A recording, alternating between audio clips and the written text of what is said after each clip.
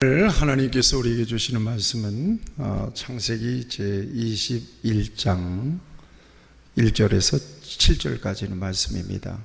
창세기 21장 1절에서 7절까지는 말씀. 이 기록된 계시의 말씀을 봉독할 때에 우리 하나님께서 여러분들의 심령의 귓전에 주의 음성으로 들려주시기를 바랍니다. 여호와께서 말씀하신 대로 사라를 돌보셨고 여호와께서 말씀하신 대로 사라에게 행하셨으므로 사라가 임신하고 하나님이 말씀하신 시기가 되어 노년에 아브라함에게 아들을 낳으니 아브라함이 그에게 태어난 아들 곧 사라가 자기에게 낳은 아들을 이름하여 이삭이라 하였고 그 아들 이삭이 난 지 8일 만에 그가 하나님이 명령하신 대로 할 일을 행하였더라. 아브라함이 그의 아들 이삭이 그에게 태어날 때에 100세라. 사라가 이르되 하나님이 나를 웃게 하시니 듣는 자가 다 나와 함께 웃으리로다. 또 이르되 사라가 자식들을 젖먹이겠다고 누가 아브라함에게 말하였으리요마는 아브라함의 노경에 내가 아들을 낳았도다 하니라. 아멘. 하나님의 말씀과 내 뜻이 정확하게 일치하면 순종하기는 너무 쉽습니다. 그런데 내 생각에는 현실적으로 불가능한 상황인데 하나님은 말씀하시고 명령하세요. 이 간극을 어떻게 극복할 수 있어야 되겠느냐는 거예요. 이게 이제 믿음의 거리예요. 이게. 그런데 지난주 말씀드렸죠. 하나님은 예비하시고 명령하시잖아요. 그죠? 예. 하나님의 명령과 나의 현실에 이 믿음의 거리가 있어요. 이게. 오늘 아침에도 하나님께서 100세에 얻은 아들을 어떻게 하라고 그랬죠? 모리아 땅 내가 지시할 상으로 가서 번제로 드리래요. 번제로 드리래요. 그런데 여러분, 아브라함 입장에서 이거 순종하기 불가능한 상황입니다. 상황이, 현실이. 그런데 하나님은 명령하세요.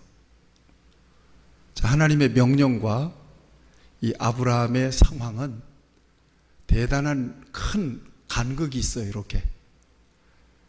그런데 이걸 좁히는 게 굉장히 어려워요. 왜 그러냐? 생각이 복잡해지니까. 이걸 이성의 기능이라고 그랬죠. 이성이라고 하는 것은 합리적으로 정답을 내놔라. 맞아떨어져라. 맞아떨어져야 되는 거예요. 계산이 맞아야 돼요. 이게 이성의 기능이에요. 이게 맞느냐는 거예요. 이게 합리적이냐 하는 거예요. 여러분 신앙생활 하면서 살아가면서 믿음으로 살면서 여러분 이런 갈등이 있을 때가 굉장히 많잖아요. 이게 맞는 거야? 이렇게 하는 것이 옳은 거야? 이게 이성의 기능이에요. 그래서 맞으면 yes 하고 몸도 마음도 움직여요. 그런데 신앙이라고 하는 차원은 그냥 사건이에요. 하나님과 우리 사이에서 일어나는 사건이란 말이에요. 합리적으로 이해도 안 되고 설명도 안 돼요, 이게. 그런데 부인할 수 없는 사건은 내 안에서 일어났어. 그래서 이 이성과 신앙이 충돌하는 거예요. 나는 가당치도 않은 지금 삶의 자리에 있어요. 그런데 하나님께서는 내게 저 미래에 일어날 그러니까 하나님의 역사를 믿으래요. 끊임없이 말씀으로 도전해요. 여기에서 충돌이 일어나는 거예요. 그럼 결과적으로 어떻게 되는 거냐? 하나님의 명령을 따라 순종을 하는 거예요. 하나님이 말씀하셨으면 예스, 아멘 하고 순종하는 거예요. 뭐가 필요해요? 이게 믿음의 거리예요. 이러면 정말 수지 많은 인생이 되거든요. 근데 대부분 가다가 말거나 아니면 여기에서 합리적으로 나를 좀 설득시켜 보세요. 나를 좀 이해시켜 보세요. 나는 이해가 안 가거든요. 나를 좀 이해 좀 시켜 보세요. 그러고는 여기에 머물러 있거나 조금 움직이는 척 하다가 중간에 포기하거나 둘 중에 하나죠. 그런데 가보면 실제로 이건 하나님께서 내게 주신 은혜를 따라 분명히 하나님이 내게 주신 감동이야. 하나님이 또렷하게 말씀하셨어. 그리고 내 안에 계신 성령님이 예스 하고 동의를 했단 말이에요. 그런데 현실은 아니라도 그렇게 믿음을 따라, 모험이라고 그랬잖아요. 믿음은 믿음을 따라 이렇게 모험하듯이 갔는데 어머, 실제로 이게 예비되어 있는 거예요. 오늘 아침에도 믿음을 따라 사흘 길을 갔어요.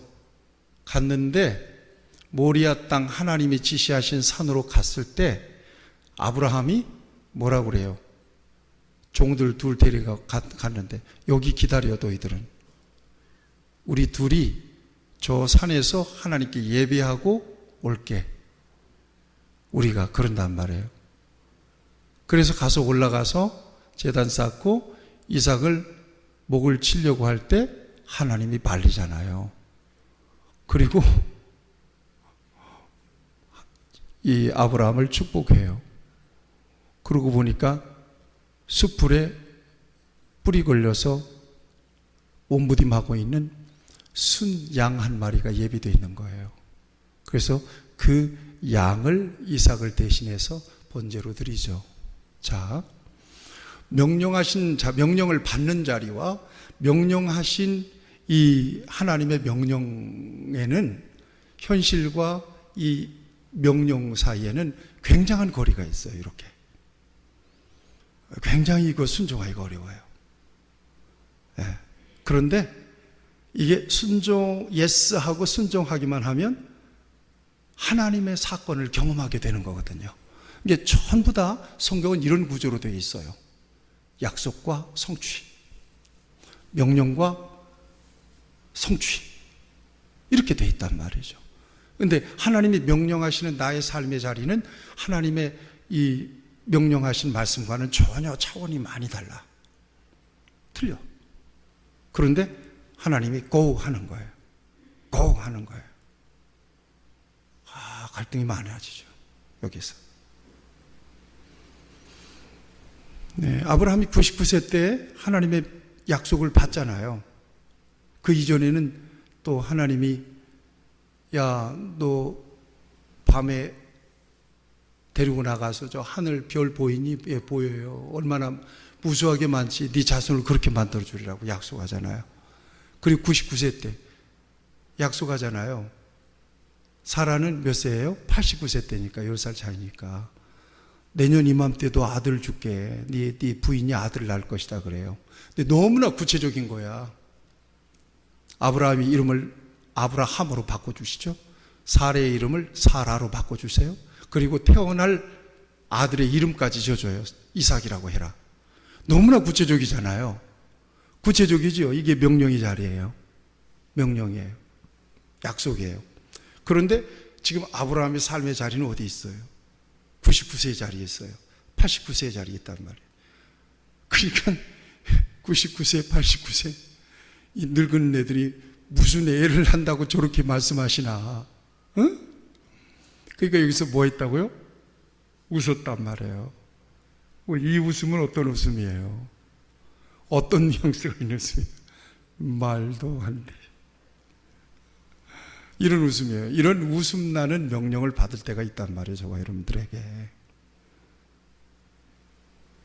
정말 웃기는 명령을 받을 때가 있어요.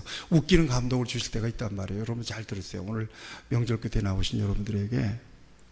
예. 그런데 아브라함이 순종하죠. 어떻게 순종해요? 그걸 받아들여요. 받아들인다고요. 받아들여서 뭐래요? 순종의 증표를 어떻게 해요? 명령하신 대로 표피를 뱉습니다. 할례를 행하는 거예요. 그래서 아브라함이 99세 때 할례를 행했다는 거예요. 할례라고 하는 것은 뭐냐면요, 여러분 잘 들으세요. 할례라고 하는 것은 뭐냐면 하나님이 아브라함을 선민으로 불러서, 조상으로 불러서 그 민족을 통해서 하나님의 구원의 역사를 어떻게 하겠다는 거예요? 펼쳐나가겠다는 가장 중요한 상징적 행위예요. 사인이에요, 할례는. 그래서 아브라함이 하나님의 자기 후손을 통해서 계획하신 민족과 열방에 대한 축복과 이 구원의 역사를 받아들이는 거예요. 그래서 할례를 행하는 거예요. 명령대로 할례를 99세 때 뿐만 아니라 13살짜리 이스마엘 할례 행합니다. 그 다음에 자기의 식솔들, 남자들 전부 다 할례를 행합니다. 그렇게 받아들여요.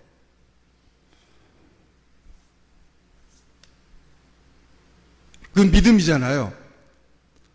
그러니까 하나님께서 주신 그 약속, 99세의 약속을 믿음으로 받아들였단 말이에요. 그러니까 하나님의 명령과 약속과 아브라함의 자리, 이 간극을 할례를 행하는 것으로서 싹 좁혀버려요.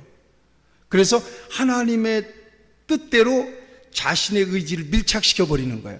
자신의 의지, 자신의 이성을 하나님의 명령과 약속에 확 밀어넣어 버리는 거예요. 이렇게. 이게 할례예요. 그랬더니 어떤 역사가 일어났어요. 1년 뒤에 진짜로 사라에게서 아들을 낳았어요. 오늘 이게 본문이에요. 그러더니 사라가 뭐라고 고백하고 있어요. 여기 보니까 6절 보세요. 사라가 이르되 하나님이 나를 웃게 하시니 듣는 자가 다 나와 함께 웃으리로다 그랬어요. 이 웃음은 어떤 웃음이에요? 89세 때 웃었던 웃음은 어떤 웃음이고, 이 웃음은 어떤 웃음이에요?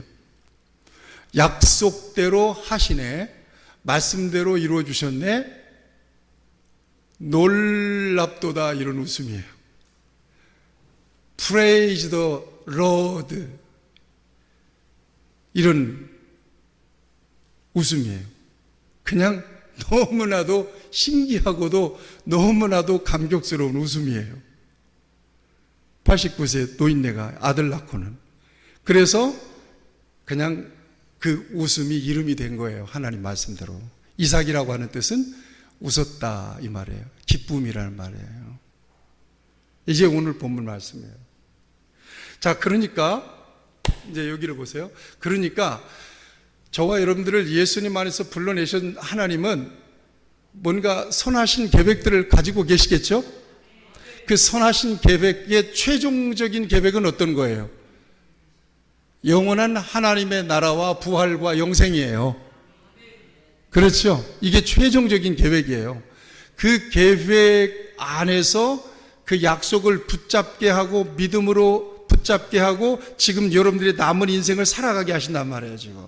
그러니까 이 계획이 우리의 인생은 지금 하나님의 완성된 하나의 목적을 이루시기 위한 하나의 과정을 가고 있는 거예요. 그러니까 이 하나님의 과정, 아직 완성되지 않았지만 분명하게 확실하게 약속하신 부활과 영생, 하나님의 나라에 대한 상급에 대한 약속을 지금 바라보고 우리는 어떻게 가야 되는 거예요? 이 사이를 어떻게 가야 되는 거예요? 괴로우나 즐거우나 약속 붙잡고 믿음으로 하나님을 부르고 하나님을 찬양하며 그 약속을 이루실 하나님을 높여드리고 하나님이 기쁨이 되시는 인생을 믿음으로 살아서 그 하나님의 그 명령과 약속에 우리의 삶을 계속 밀어 넣어야 돼요. 밀착해야 되는 거예요. 그래서 완전히 밀어 넣어 버려야 되는 거예요. 여기에서 이성과 현실과 하나님의 명령과 약속 사이에 믿음인데, 믿음의 여정인데 이 여정 안에 이 믿음을 자꾸 자꾸 주저앉히는 나의 이성과 계산과 현실적인 나의 세속적인 욕심과 욕망과 사탄의 유혹과 미혹과 싸우면서 주여 하면서 그래도 믿습니다. 넘어졌다 또 일어나서 믿습니다. 그러고 가는 거예요.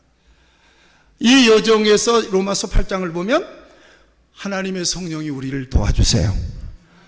흔들리지 않고 넘어지지 않고 낙심되지 않도록 도와주세요. 여러분들 도와주시기를 축복합니다. 여러분 도와주셔서 여기까지 온 거예요. 저도 도와주셔서 여기까지 온 거예요. 믿음의 낙심이 올 때가 얼마나, 이 낙심이 가장 위험하거든요. 낙심이 가장 위험해요. 낙심은 하나님의 나에 대한 계획을 무너뜨리는 거니까, 내가 스스로 부정하는 거니까. 낙심 같이 하시죠. 낙심은 가장 큰 죄다. 낙심은 가장 큰 죄예요. 그래서 이 사탄이 우리의 믿음을 무너뜨리는 것은 낙심하게 하면 끝나요. 그러니까 사탄 입장에서는 완전히 쾌재야, 낙심하면 우리가. 그런데 하나님 입장에서는 아이고 통탄할 일이에요. 이게 그래서 낙심할 때도 있고 이제 그런데 가게 하시는 거예요. 하나님 끝까지 붙들어 주시는 거예요. 자, 이걸 기억하셔야 돼요. 왜 이게 참 중요하냐면 하나님은 하나님의 구원과 하나님의 축복과 상급에 대한 모든 비밀을 하나님의 약속을 통해서 이미 저와 여러분들에게 주셨어요. 주신 거예요. 약속이지만 분명히 이 약속은 사실로 이루어질 것이기 때문에 받은 거예요. 저와 여러분들은. 내가 진실로 너에게 이르노니 내 말을 듣고 나 보내신 이를 믿는 자는 구원을 얻었고, 과거 완료로 끝나는 거야. 얻었고 심판에 이르지 아니하나니 사망에서 생명으로 옮겼느니라. 끝났어요. 약속 안에서 끝난 사람들이 바로 저와 여러분들이에요. 아멘. 그러면 약속이 여기 있지만, 예수님 안에 있지만 어디 그 약속은 이미 어딘가에 언젠가 어딘가에 완성이 되어 있겠죠. 그렇죠. 이걸 지금 바라보고 가는 거예요. 이것을 믿음은 바라는 것들의 실상이요 보지 못하는 것들의 증거이라 그랬잖아요. 그러니까 약속만 가지고도 우리는 실상을 누리는 거야. 할렐루야. 문서 갖고 있는데 뭐. 제가 강남 비유했잖아요. 우리 아버지가 나를 위해서 나도 모르게 강남에 으리으리한 아파트 준비해가지고 그 계약서하고 도장하고 열쇠까지 딱 나한테 주셔서 이걸 갖고 있는 거예요. 근데 나는 안산의 학고방에 살고 있는 거예요. 이게 있으니까 언제든지 가면 갈 수 있는 데인데 내가 안산에서 뭐 자그만 집에 살든 뭐 아무리 힘들고 어렵게 살든지 간에 이건 문제가 될 게 없어요. 언제든지 갈 수 있는 데이기 때문에. 그건 내 집이 있는데요. 부정할 수 없어요. 이게 우리의 믿음이에요. 자, 이 강남의 아파트까지 가기까지 여기서 약속을 붙잡고 내가 그때만을 기다리는 것이 아니라 오늘 누리는 거예요. 이걸. 멋있다. 좋다. 그리고 추울 때 물을 데펴서 그냥 세수를 해도 거간 물만 털면 나오니 이거 상상하면서 오늘 즐거워하는 거예요. 이게 우리의 믿음이에요. 할렐루야. 이 믿음 더욱 굳세기를 축복해요. 이걸 뭐라고 얘기했어요? 이게 통이에요. 통전적인 관점이 하나님의. 오늘 여기서 하나님께서 얼토당토하는 명령을 하시는 것 같지만 아니야. 하나님은 처음부터 완전히 완성해 놓으시고 나한테 나를 불러서 믿게 하시고 명령하시고 바라보게 하시는 거예요. 이것도 하나님께서 하나님의 성령으로 열어주시는 거예요. 이렇게 봐라 보이냐? 봐라 보이냐? 그리고 자꾸 그러시는 거예요. 이게 지금 저와 여러분들이 그러고 하고 있는 거예요. 이게. 예. 여러분 이걸 꼭 기억하세요. 하나님이 믿어지고 이 약속이 믿어진다면 여러분 그 약속 안에 굳게 서시기를 축복해요.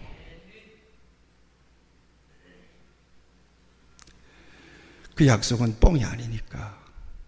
공수표가 아니에요. 부도 맞을 이유가 없어요.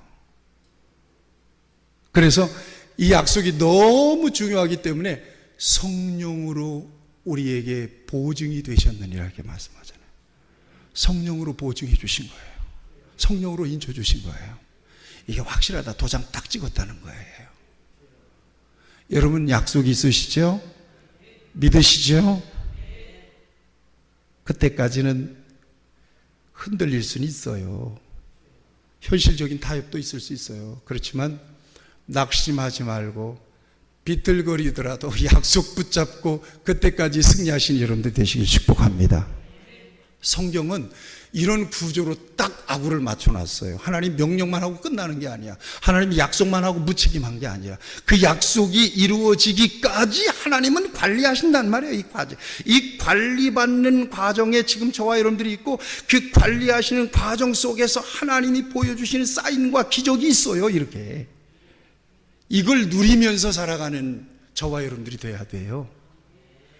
그런데 예수 믿으면 천당 그러고 하나님 나와 함께 계시겠지 그냥 뻘쭘하게 전혀 하나님 나를 어떻게 인도하시니 모니터도 안 하고 어떻게 인도하시는지 지금 내가 어느 자리에 있는지 어떤 자리에 서야 되고 뭘 해야 되는지 전혀 모르는 상태로 가면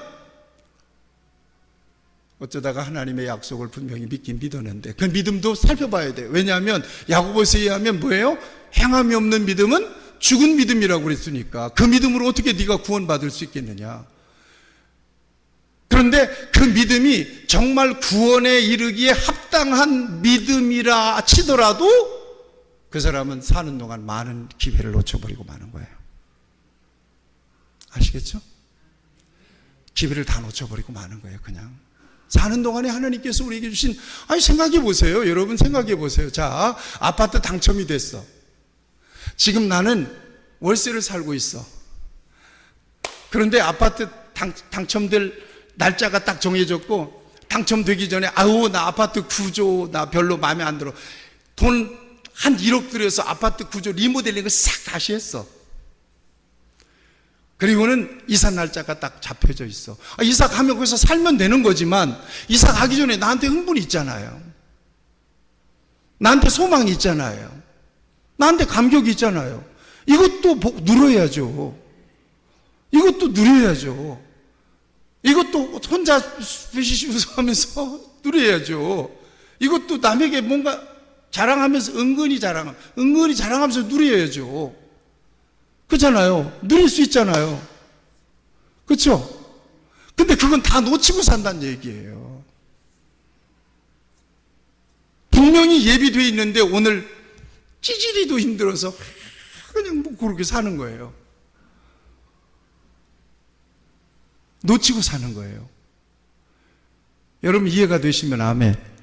우리의 믿음의 여정이라고 하는 것은 바로 그런 거란 얘기예요. 하나님은 중요한 게 있어요. 하나님은 정답을 딱 가지고 명령하고 계세요. 믿습니까? 이게 정말 중요해요. 그러면 오늘 우리의 삶의 자리에서 뭐가 가장 중요하냐? 하나님이 나에게 어떻게 어프로치를 해오시느냐 하는 거예요. 하나님이 나에게 어떻게 말씀하시고 어떻게 명령하시느냐 하는 거예요. 그게 중요하겠죠. 그럼 뭐를 들려야 돼요? 뭐를 들어야 돼요? 하나님 나를 향해서 주시는 하나님의 음성이 들려야 되겠지. 하나님의 말씀이 들려야 되겠지. 이게 중요해요. 이제 오늘 저와 여러분들이 이것을 좀 딱 장착할 수 있으면 너무 좋겠어요. 같이 하시죠. 하나님은 나에게 말씀하십니다. 근데 이걸 오해하면 안 돼요. 하나님께서 나에게 말씀하시는데 하나님의 음성을 들으려고 2박 3일 계속 음성 들려주세요 해도 하나님의 음성은 안 들려. 내 경험해도 안 들려. 다시 얘기하면 하나님 앞에 간절히 기도해도 하나님은 가청주파수라고 그래요. 이거 보고 가청주파수로 내게 소리가 안 들린다는 얘기야. 그러니까 그렇게 하나님의 음성을 들으려고 하는 일을 포기하세요. 그렇게 안 들리니까. 포기하라면 포기하세요. 내가 못 들었으니까 여러분들은 못 들 거야. 무슨 산신령 음성 들리듯이 상규, 기원아, 기원아 이렇게 안 들린다는 얘기야. 그러니까 그렇게 들으려고 하는 하나님의 소리를 포기하시라 이 말이에요. 만약에 그렇게 들려서 하나님의 소리가 이렇게 들리잖아. 그럼 두 사람 죽어야 돼. 하나님 나 보고 싶어요. 하나님 보면 죽잖아요. 죽어야 돼요. 죽을지도 하지 말고 제가 가르쳐 주는 대로 하세요. 그렇게는 안 들려. 가청 음성으로는 절대 안 들린다. 하나님은 그런 주파수로 우리에게 말씀하지 않으세요. 가청 주파수로 말씀하지 않으세요. 따라하세요. 하나님은 영이십니다. 이걸 굉장히 중요하게 여기셔야 돼요. 하나님은 영이세요. 우리는 육이잖아요. 그런데 우리는 하나님의 음성을 듣는데 육적인 음성, 가청 주파수로 들으려고 욕심을 부려요. 하나님은 영으로 말하려고 말씀하시고요. 여러분 이것만 오늘 여러분들이 듣고 가도 상당히 여러분들의 삶에 굉장한 복이 될 겁니다. 그러면 하나님은 영이시기 때문에 어떻게 말씀하시겠어요? 영으로 말씀하시겠죠? 그렇죠? 영으로 말씀하시겠죠? 그러면 오늘 인간은 어떤 존재로 만드셨다고요? 영적인 존재로 만드셨잖아요. 그래서 하나님과 영적으로 소통하는 존재로 만들었다는 얘기예요. 그래서 적어도 타락하기 이전에 아담과 하와는 하나님과 직접 소통이 가능했단 말이에요. 근데 타락한 이후에는요, 하나님의 형상이 일그러져 버린 거예요. 하나님의 음성이 안 들리는 거예요. 그런데 오늘 저와 여러분들은 달라요. 창세기 12장 3절에서 예수 그리스도의 영, 성령으로 하지 아니하고는 그리스도를 주시할 수 없느니라. 예수를 구주로 고백하고 거듭난 저와 여러분 안에는, 거듭난 사람 안에는 성령님이 내주하신다니까. 아멘.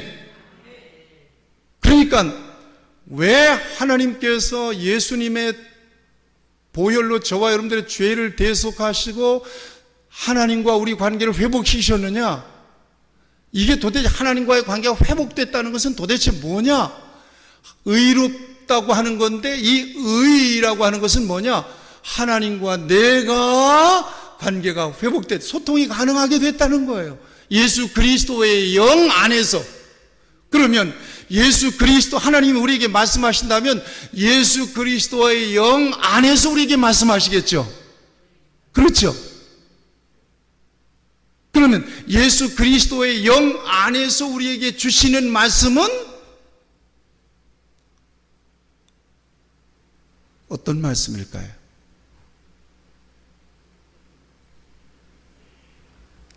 기록된 하나님의 말씀입니다.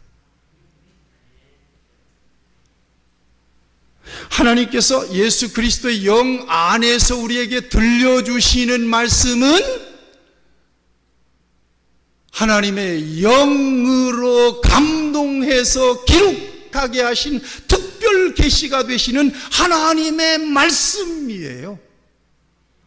그 말씀이 하나님의 음성으로 우리의 영에 들려오는 거예요. 들려지는 거예요.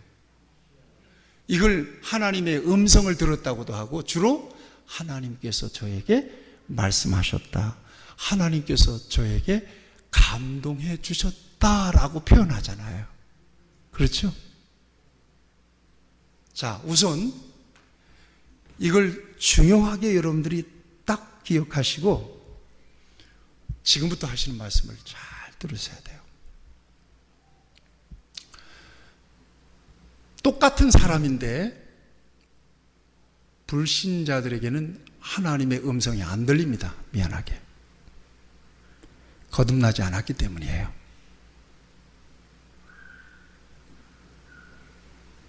하나님과의 관계가 회복되지 않았기 때문이에요. 하나님의 형상이 일그러져 버렸기 때문이에요. 그런데 거듭난 사람들에게는 하나님께서 하나님의 음성을 들려주세요. 그런데 기억하셔야 돼요. 하나님의 음성은 시도 때도 없이 우리에게 들려주시기보다, 같이 하시죠. 중요해요. 사모할 때. 따라하세요. 하나님의 음성은 사모하는 사람에게 들린다. 아멘. 정 넉놓고 있는데 어느 날 갑자기 그냥 하나님께서 청천벽력같이 우리 가슴에 하나님의 음성을 들려주시는 것은 아닙니다. 내 속에 있는 영으로 하나님께 구해야 돼요. 사모하는 마음으로. 하나님, 오늘 이 시간에 나에게 하나님의 감동으로 하나님의 말씀을 주세요. 하나님의 말씀을 들려주세요. 성경을 통해서 보면 대부분 하나님의 음성을 듣는 사람들은 다 사모하는 마음을 가졌다는 것이 공통점이에요. 다윗도 보세요. 사슴이 시냇물을 찾기에 갈급함 같이. 그렇죠? 시편 42편. 사슴이 시냇물을 찾기에 갈급함 같이 내 영이 주를 찾기에 갈망하나이다. 갈급하나이다. 갈급했어요. 여러분, 갈급해야 돼요. 아멘. 갈급한 마음이 필요해요. 저와 여러분들에게. 뭐 하나님이 필요하면 나한테 음성을 주시겠지 뭐. 안 그래요. 하나님께 집중하고 우리의 영을 하나님 앞에 딱 주파수를 맞춰서 고정시켜서 하나님의 음성을 들으려고 하는 열심이 필요해요. 사모하는 마음이 있어야 돼요. 아멘. 중요해요, 이게.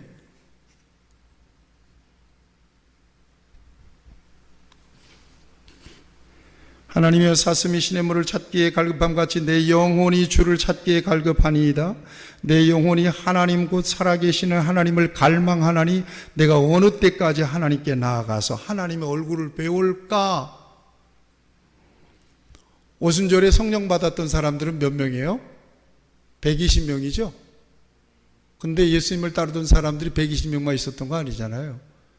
예수님께서 적어도 부활하신 모습을 일시에 5,000명에게 보여주셨단 말이에요. 그리고 예수님 말씀하시죠. 예루살렘 떠나지 말고 내가 너희들에게 약속한 것을 기다리라 그랬죠. 그런데 다 떠나고 몇 명만 남았어요. 마가다락방에 120명만 남았어요. 그 사람들이 한 일이 뭐예요? 전혀 기도에 힘썼어요. 열흘 동안. 그랬더니 오순절 성령이 그들에게 임하게 된 거예요. 사모하는 마음이에요. 아멘. 사모하는 마음이에요. 여러분들 일상 보내잖아요. 지금 저 연휴 기간 동안에. 그냥 여러분들이 일상 속에서 그냥 이렇게 만나고 뭐 하면서 그럴 때 하나님께 집중 안 하면요. 하나님 말씀 안 하신다니까요. 여러분들에게. 잠시라도 하나님께 집중하고 고요하게 집중하는 그 시간에 하나님께서 여러분들에게 말씀하세요. 여러분들은 막 친구들하고 놀면서 커피숍에서 막 떠들면서 그럴 때 갑자기 하나님께서 막 말씀하고 감동하셔서 막 일어나가지고 옷깃을 이런 적 있으세요? 그때는 그 순간으로 끝나는 거예요. 그래서 조용한 시간에 하나님의 은혜를 갈망하고 하나님께 귀를 쫑긋 세우고 안테나를 쭉 한번 세워보는 거예요. 이렇게 하나님.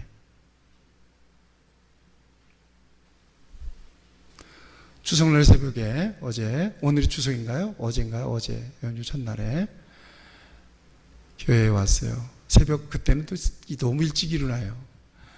새벽 3시 반에 일어나가지고 4시에 나와서 새벽이니까 불 다 켜놓고 아래 불 다 켜놓고 저는 본당으로 올라와서 불을 뒤쪽 하나 켜놓고 나 혼자라도 기도해야 된다. 하나님 앞에 간절히 기도했어요. 내 기도하는 그 시간, 주님을 만나는 그 시간이 너무 좋은 시간이에요. 그때 주님이 내 마음을 위로해 주시고 만져주시고 나에게 주시는 말씀은 언제나 할 수 있다는 마음만 계속 주세요. 너는 외롭지 않다고 말씀하세요. 내가 너와 함께 하고 있다는 것을 말씀하세요. 그리고 하나님께서 그런 말씀하세요. 야, 이 작은 교회를 뭐 아무나 목회하는 줄 아니? 못해 이거. 근데 너는 지금 감당하고 있어서 고맙다 하는 말씀 주세요. 그건 하나님께서 내게 주신 감동이에요. 주님께 집중하고 있을 때.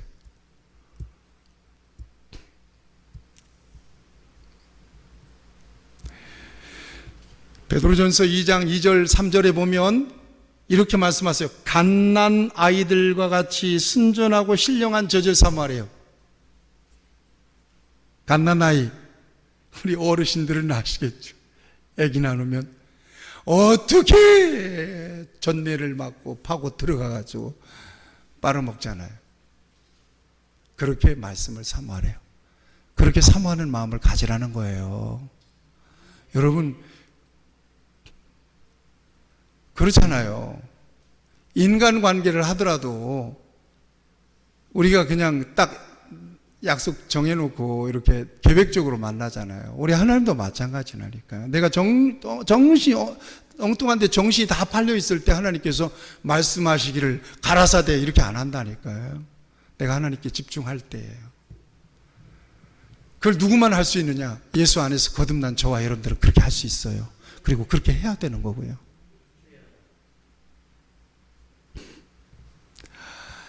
강아지들도 보통 새끼 나면 5개, 6개 나잖아요, 6마리. 근데 제일 싫어하는 놈은 뭐예요?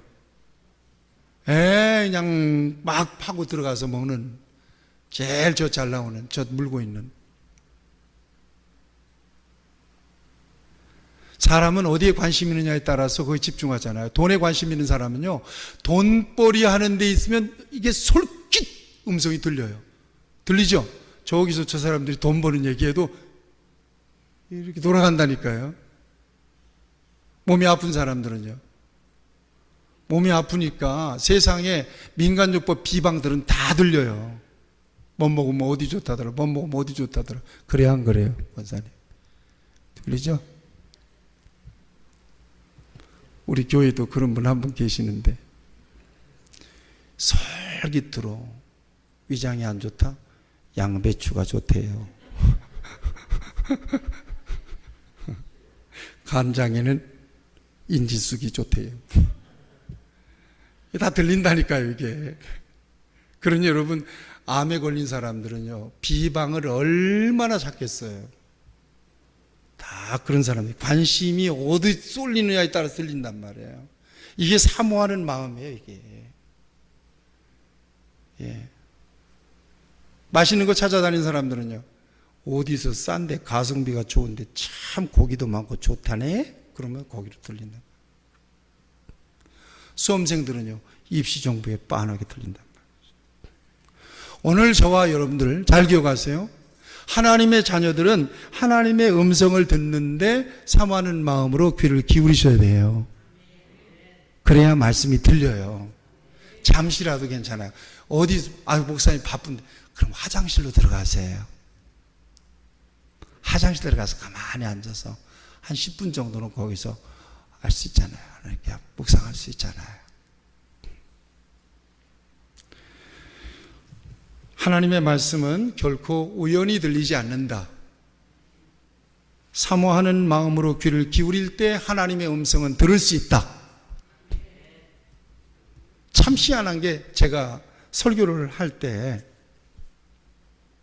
어떤 때는 이게 도대체 내가 설교했는데 무슨 설교했는지를 나도 잘 모르겠어. 그런데 하나님 나를 위로하시려고 그러는지 은혜 받았대. 어떤 분이 큰 깨달음이 왔다는 거야. 자기의 마음속에 어떤 질문이 이번 설교로 해결이 됐다는 거야. 참 내가 우수리로다. 그런데 하나님 하셨는데 어떡할 거야? 그래서 제가 설교를 잘했다 못했다 이거 평가하지 않습니다. 제가 설교를 해도 조금 더 쉽게 좀 잘했으면 좋았을 텐데 하는 아쉬움만 갖지. 평가하지 않습니다. 어떤 말씀으로든 하나님께서 누군가에게는 이 말씀이 떨어져서 뭔가 영적인 도전을 주시고 은혜를 주셨을 거라고 믿기 때문에 기억하세요. 하나님의 말씀은 절대 우연히 들리지 않는다. 집중하고 사모할 때 들린다. 두 번째, 이것만 좀 오늘 이야기하고 좀 마쳤으면 좋겠는데, 아까 얘기했죠. 하나님의 말씀인 성경은 디모데후서 3장 16절에서 하나님의 말씀은 하나님의 감동으로 된 것으로 성경은 하나님 감동, 교훈과 책망과 의로 교육하기에 유익하니라는 말씀 주셨잖아요. 성경을 통해서 하나님은 지금도 말씀하세요. 그렇다면 무엇에 집중해야 돼요? 하나님의 음성을 들으려면 골방에 들어가가지고 주여 듣게 하여 주시옵소서 이러면 들릴까요? 상기야야야야. 근데 이렇게 집중하면 뭔가 보긴 보일 것 같아요. 뭔 소리라도 들리긴 들릴 것 같아요. 바깥에서 고양이 야옹하는 소리도 하나님의 음성인가 하고 들릴 것 같아요. 그런데 그렇게 들리지 않는다. 가성주파수로 들리지 않는다. 하나님의 음성은 영으로 들려주시지. 그런데 영으로 들려주시는데 하나님의 유일무시한 특별한 계시인 성경을 통해서 우리에게 들려주시는데 우리 안에 있는 영으로 하나님의 말씀이 깨달아지게 들려주신다. 그렇다면 하나님의 말씀은 결코 비밀이 아니네. 음성은. 그렇죠? 말씀이 비밀입니까? 아니잖아요. 다 공개가 됐잖아요. 이거 못 보게 하는 사람 있습니까? 정답은 여기에 있네. 보니까 우리가 하나님의 음성을 듣지 못하는 결정적 이유 하나가 있다면 말씀과 담을 싸고 있는 거네. 말씀을 안 보는 거네. 쉽게 여러분들이 늘 많이 들으니까 하나님의 음성을 듣기를 원한다면 매일 하나님의 말씀인 성경과 가까이 할 수 있어야 돼요. 매일 말씀의 묵상이 필요하다는 얘기예요.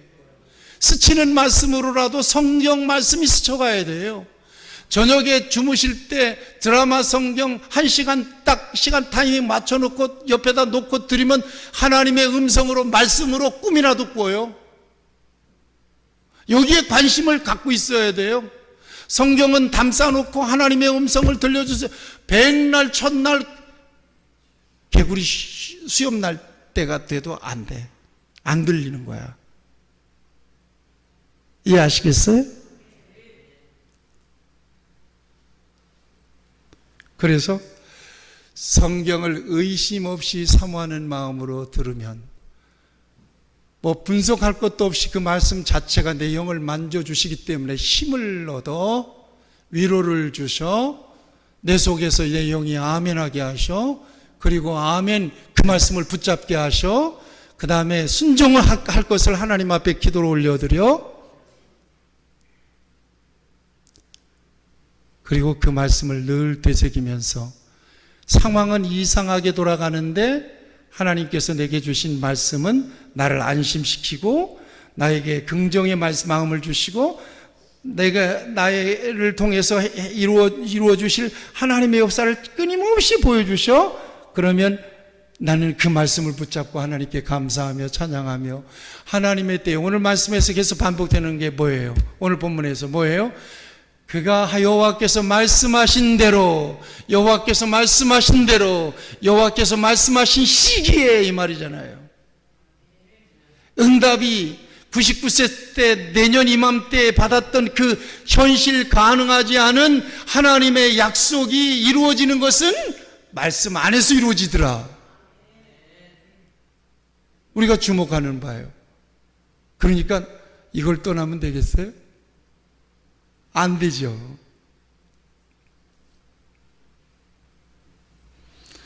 이거 장황하게 설명해야 여러분들 귀만 아프니까 하나님의 말씀을 가까이 하세요. 단 마음으로 같이 하시죠. 단 마음으로 하나님의 말씀을 가까이 하라. 아멘.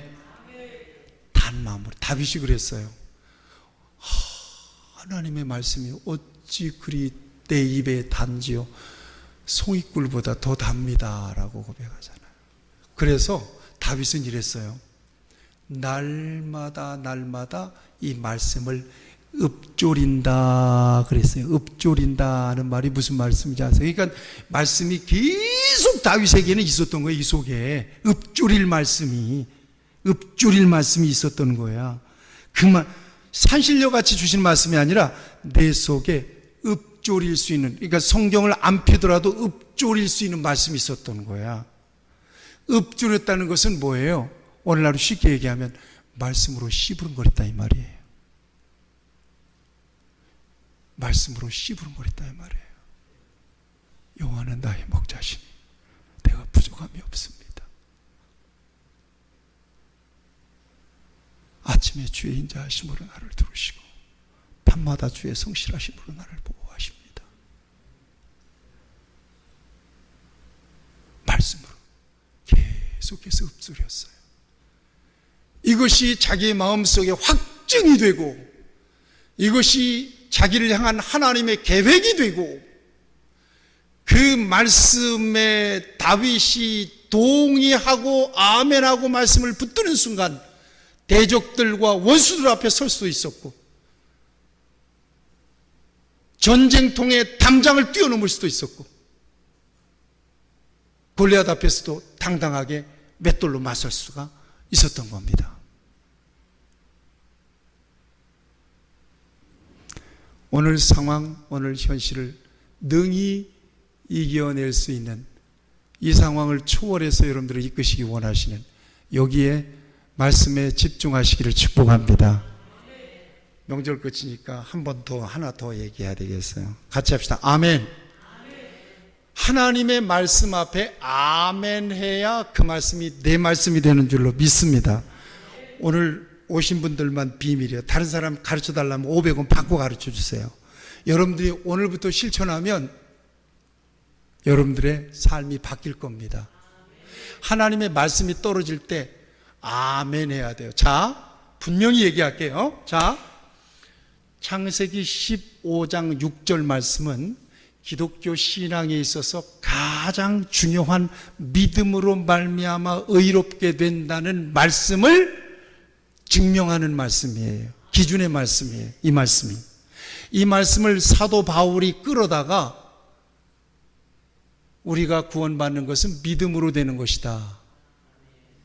믿음으로 말미암아 구원받는다. 로마서 1장 16절 17절 말씀이 바로 그 근거 구절이 15장 6절이에요.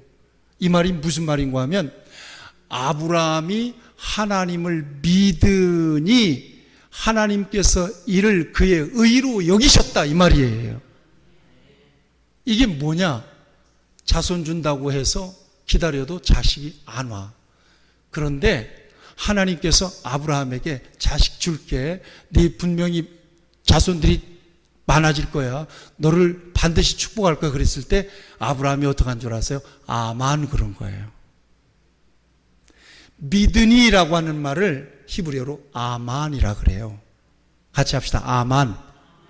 아멘이라고 하는 말에서 아만이라는 말에서 아멘이라는 말이 나왔어요. 이건 뭐냐? 하나님의 말씀하신 대로 약속하신 대로 아만 한 거예요. 믿는다는 거예요. 여러분들에게 선포된 하나님의 말씀에 아멘 하실 때 그 말씀이 여러분들의 심령과 삶과 가정 가운데서 사건으로 이루어져요. 여러분 참 이 세상 사람들 이 비밀을 안다니까요.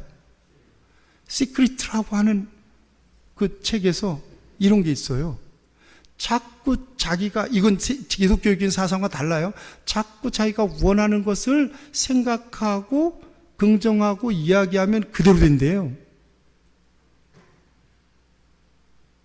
그리고 부정한 것들을 자꾸 생각하고 떠오르고 그러면 그대로 된대요. 오늘 내 삶의 현장은 생각이 결정해버리고 만다는 거예요. 이게 세상 사람들의 논리거든요. 이거 경험입니다. 그런데 하물며 하나님의 살아계신 말씀이 저와 여러분들의 가슴을 통과하고 입을 통과하면서 아멘 하고 외쳐졌을 때 그 말씀이 얼마나 엄청난 사건이 되겠느냐 하는 것이에요. 이제 아멘 소리를 하시네. 아멘. 아멘. 아멘 하셔야 돼요. 지금 은퇴하셨는데 텍사스 달라스 교회 이현길 목사님이 여기 삼촌이신데 예배 시간에 자궁암 환자가 그냥 힘이 없이 앉아서 예배를 드리는데 갑자기 목사님 설교하는데 막 아멘 그러더래요. 그 조용한 교회가 막 깜짝 놀릴 정도로 아멘 그래가지고는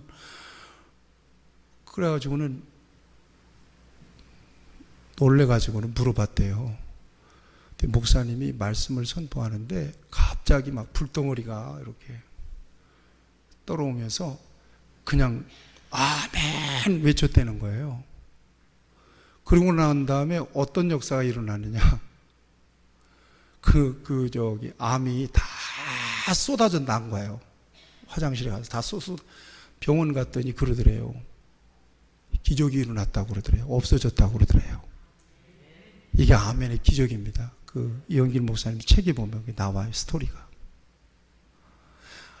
아유, 목사님 그러면 속으로 아멘 하면 안 돼요. 속으로 하면 안 돼요. 그거는. 속으로 아멘 하는 거 아니에요. 아멘은 선포하는 거예요. 아멘 합시다. 여러분 그거 선포하셔야 돼요. 자꾸 선포하세요. 강단에서 선포되는 말씀이나 여러분들이 읽고 묵상하는 말씀이 진리의 말씀이잖아요.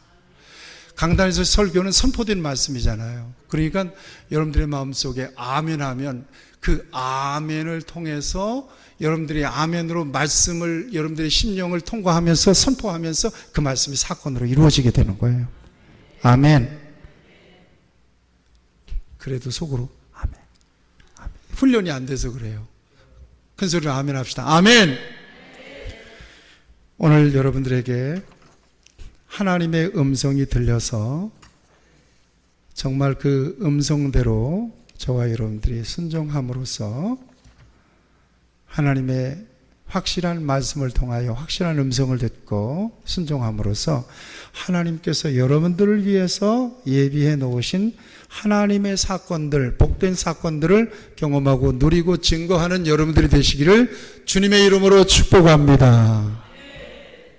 하나님 아버지, 오늘 명절 끝에 거룩한 주일 하나님의 전에 나와서 예배하는 주님의 귀한 자녀들이 하나님의 음성을 듣고 현실과 하나님의 약속 사이에 그 간극을 믿음과 순종으로 감당하여서 삶 속에서 진정으로 하나님의 사건을 경험하고 나를 위해서 예비해 놓으신 하나님의 그 놀라운 축복의 역사를 체험하고 그것을 누리며 간증하며 선포하며 자랑하며 하나님께 영광 돌리는 정말 신나고 멋지고 아름다운 믿음의 여정을 살아가는 우리 성도들이 되고 주님 앞에 서는 순간까지 승리하는 우리 성도들이 되게 하여 주시옵소서.